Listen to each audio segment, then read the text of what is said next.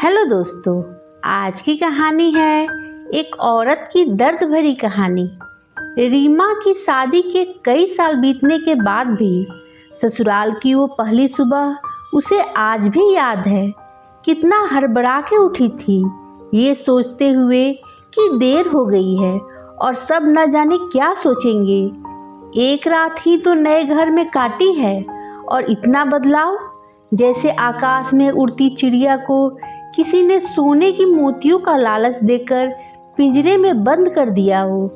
शुरू के कुछ दिन तो यूं ही गुजर गए। रीमा और उसका पति रौनक घूमने बाहर चले गए।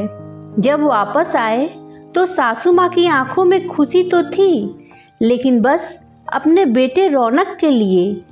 रीमा ने सोचा शायद नया नया रिश्ता है, एक दूसरे को समझते देर लगेगी, लेकिन समय ने जल्दी ही उसे एहसास करा दिया कि वो यहाँ बहू है, जैसे चाहे वैसे नहीं रह सकती।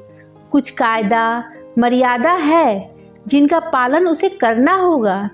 धीरे धीरे बात करना, धीरे से हंसना, सबके खाने के बाद खाना, ये सब आदतें जैसे उसमें अपने आप ही आ गई। मायके में माँ से भी कभी कभी ही रीमा की बात होती थी। अब उसे धीरे धीरे पीहर की याद सताने लगी। ससुराल में पूछा तो कहा गया अभी नहीं, कुछ दिन बाद। जिस पति ने कुछ दिन पहले ही रीमा के माता पिता से ये कहा था कि पास ही तो है, कभी भी आ जाएगी, उनके भी सुर बदले हुए थे। अब धीरे धीरे रीमा को समझ आ रहा था कि शादी कोई खेल नहीं, इसमें सिर्फ घर नहीं बदलता, बल्कि आपका पूरा जीवन ही बदल जाता है। आप कभी भी उठ के अपने पीहर नहीं जा सकते, यहाँ तक कि कभी याद आए तो आपके पीहर वाले भी बिन पूछे नहीं आ सकते। पीहर का वो अल्हड़पन, वो बेबाक हंसना, वो जूठे मुंह रसोई में कुछ भी छू लेना, जब मन चाहे तब उठना, सोना, नहाना, सब बस अब यादें ही रह जाती है।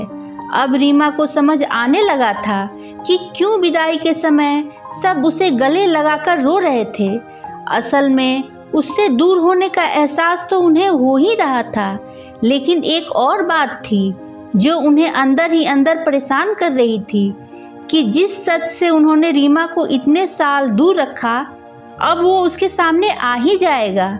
पापा का ये झूठ कि रीमा उनकी बेटी नहीं बेटा है, अब और दिन नहीं छुप पाएगा। उनकी सबसे बड़ी चिंता ये थी, अब उनका ये बेटा, जिसे कभी बेटी होने का एहसास ही नहीं कराया था, जीवन के इतने बड़े सच को कैसे स्वीकार करेगा। माँ को चिंता थी कि उनकी बेटी ने कभी एक गिलास पानी का नहीं उठाया तो इतने बड़े परिवार की जिम्मेदारी कैसे उठाएगी।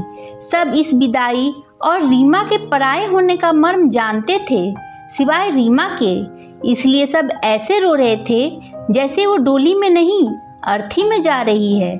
आज रीमा को समझ आया कि उनका रोना गलत नहीं था। हमारे समाज का नियम ही ये है, एक बार बेटी डोली में विदा हुई तो फिर वो बस मेहमान ही होती है घर की। फिर कोई चाहे कितना ही क्यों न कह ले कि ये घर आज भी उसका है। सच तो ये है कि अब वो कभी भी यूं ही अपने उस घर, जिसे मायका कहते हैं, नहीं आ सकती। हजारों समस्याओं और परेशानी आने पर भी उसी को हल करना है, हंसते हुए, गम छुपाते हुए। क्या यह तपस्या से कम नहीं है? अनजान जगह को सुधार कर अच्छा बनाने का काम करना। क्या कहेंगे आप? अपने विचार कमेंट कर बताएं। वीडियो पसंद आई हो तो लाइक शेयर करें, मेरे चैनल को सब्सक्राइब जरूर करें। धन्यवाद दोस्तों।